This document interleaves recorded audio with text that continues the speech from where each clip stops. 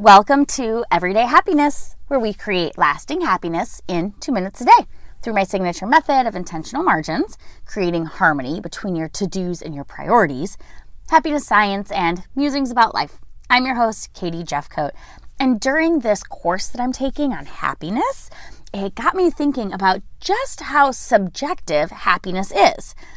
Even throughout our own day, I was thinking about my own subjective happiness as I move through the day.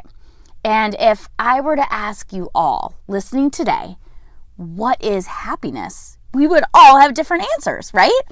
What I found to be more exciting, though, is that we can have a crappy morning and still feel like we have a good and happy life.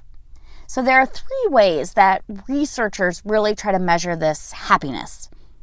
The first is overall life evaluation.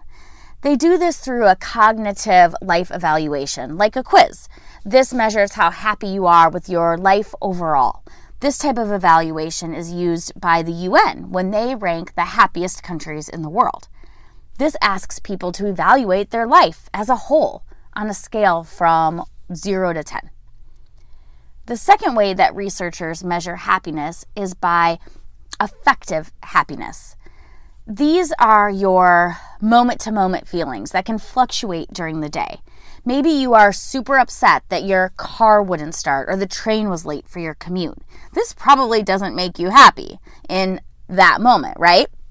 But this approach is used in the MAPIES study, which mapped out the happiness of people in the UK.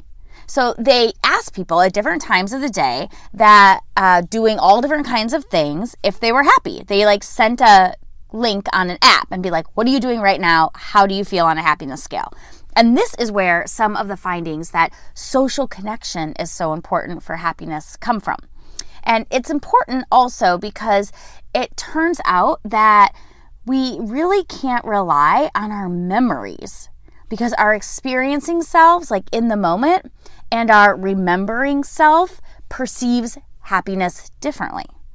Can you think of a time when your memory of an event was more happy than it was in the moment? Right? I totally can. So the third way that researchers measure happiness is by eudaimonia.